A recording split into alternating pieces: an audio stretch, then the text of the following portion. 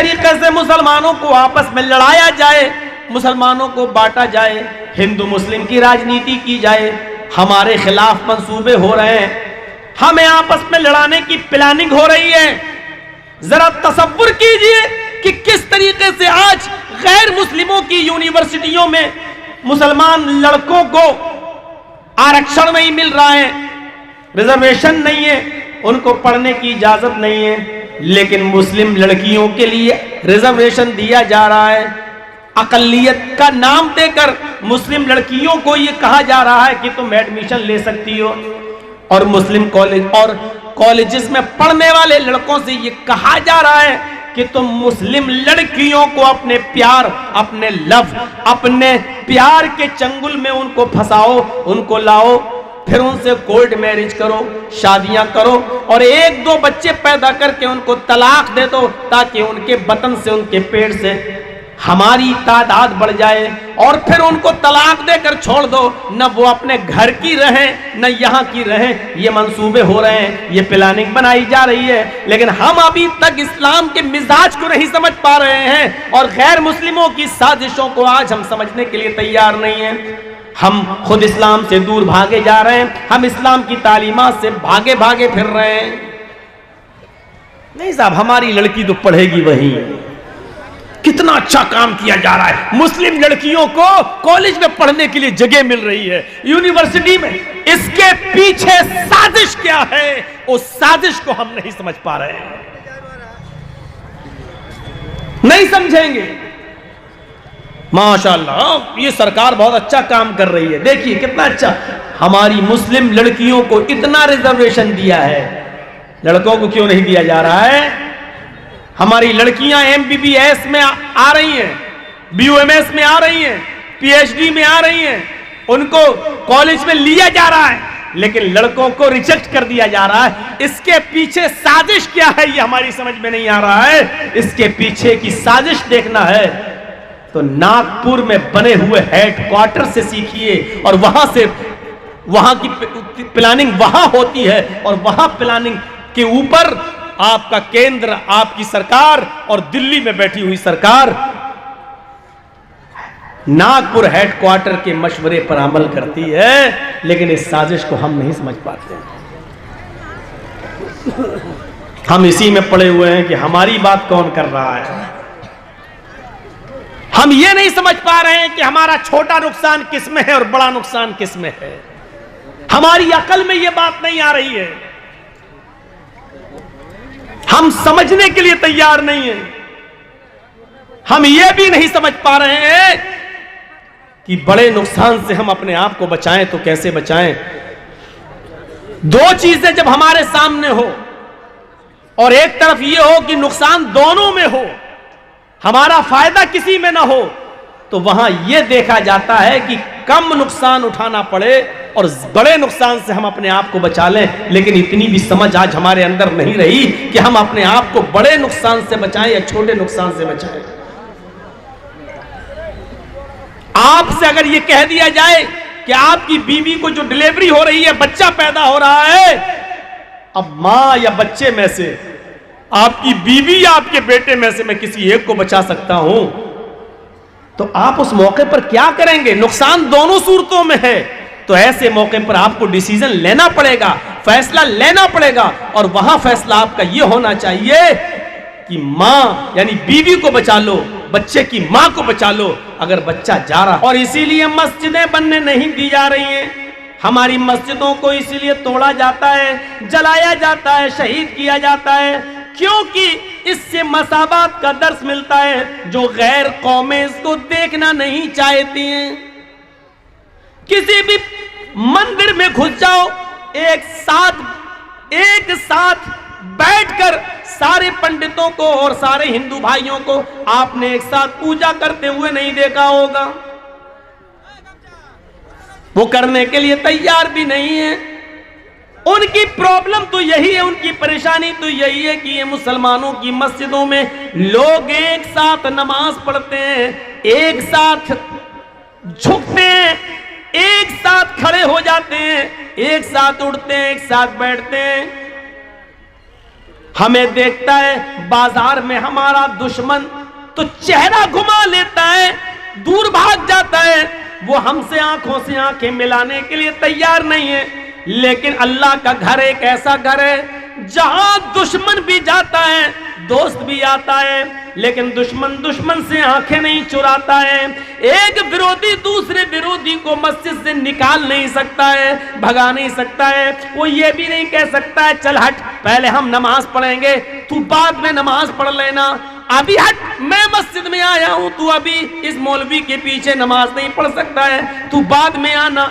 वो जानता है यही तो प्रॉब्लम है गैर मुस्लिमों की कि वो हमारी मस्जिदों में इत्तेहाद देखते हैं, समानता देखते हैं, बराबरी देखते हैं, दुश्मन को दुश्मन से आंख मिलाते हुए देखते हैं, पैरों से पैर मिलाते हुए देखते हैं, कांधे से कांधा मिलाते हुए देखते हैं। उनको ये चीज हजम नहीं होती है। यही तो खुसूसियत थी इस्लाम की जिससे दुश्मन भी परेशान है। लेकिन अफसोस ये हमारे इत्तेहाद से, हमारी इज्तिमाइयत से, हमारी एकता से गैर मुस्लिम परेशान है। लेकिन चुनाव के मौके पर हमारी एकता कहां चली जाती है, इलेक्शन के मौके पर हमारा इत्तेहाद कहां चला जाता है, हमारे वोटों का बंटवारा क्यों हो जाता है।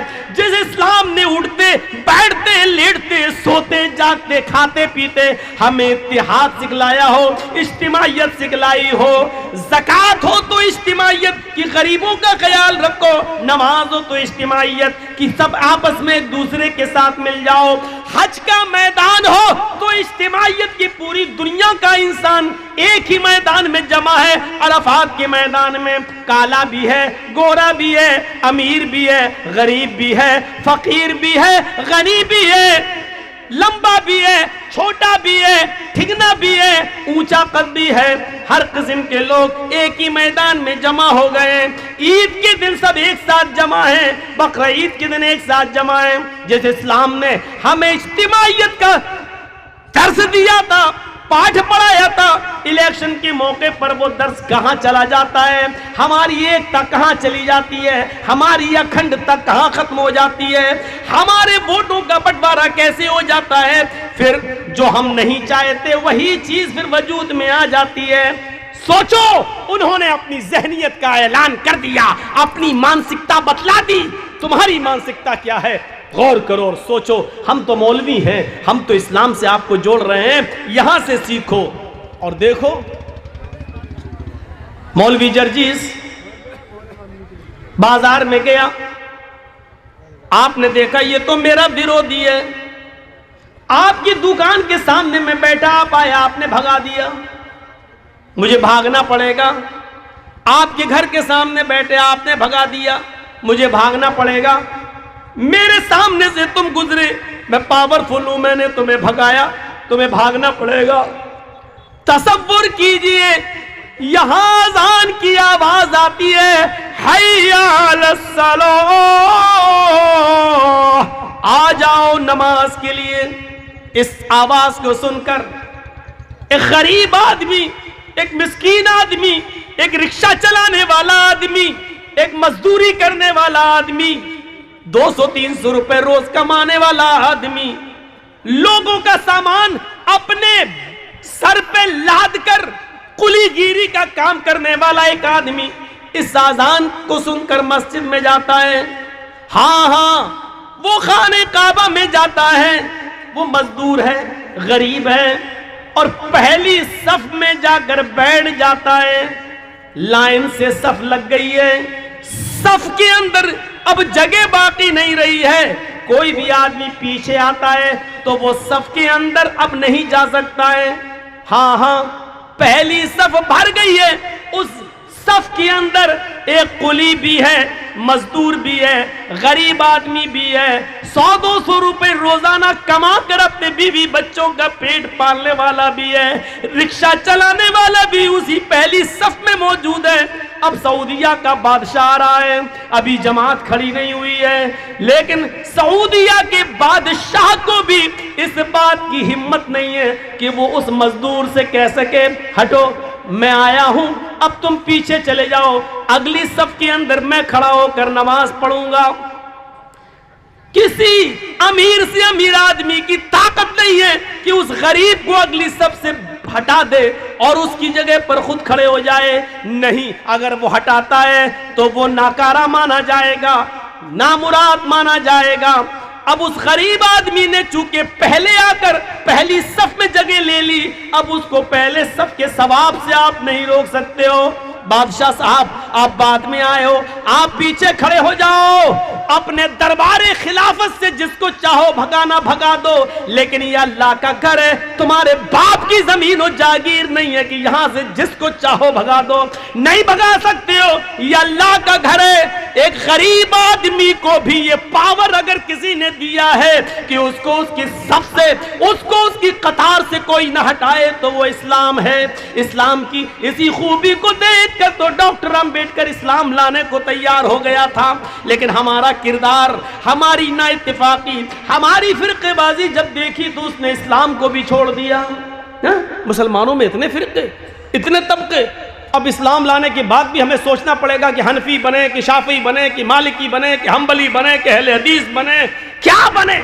तब उसने इस्लाम को भी छोड़ दिया, वरना इस्लाम की खूबी ने उसको अपने बंधन में बांध दिया था। लेकिन हमारी ना इत्तेफाकी, हमारे इफ्तिराक, हमारे इंतशार ने उसको बदल दिया। फिर वो गौतम बुद्ध के धर्म को स्वीकार करने पर मजबूर हो गया, बुद्धिस्ट बन गया, लेकिन इस्लाम से मुतासिर होकर जाने वाला। तो पता चला कि इस्लाम उसको सबसे अच्छा लगा, लेकिन हमारा किरदार सबसे बेकार लगा, हमारा अखलाक सबसे बेकार लगा, हमारी लड़ाइयाँ सबसे बेकार लगी। इसलिए कितना बड़ा नुकसान हुआ कि डॉक्टर अंबेडकर इस्लाम नहीं ला सका।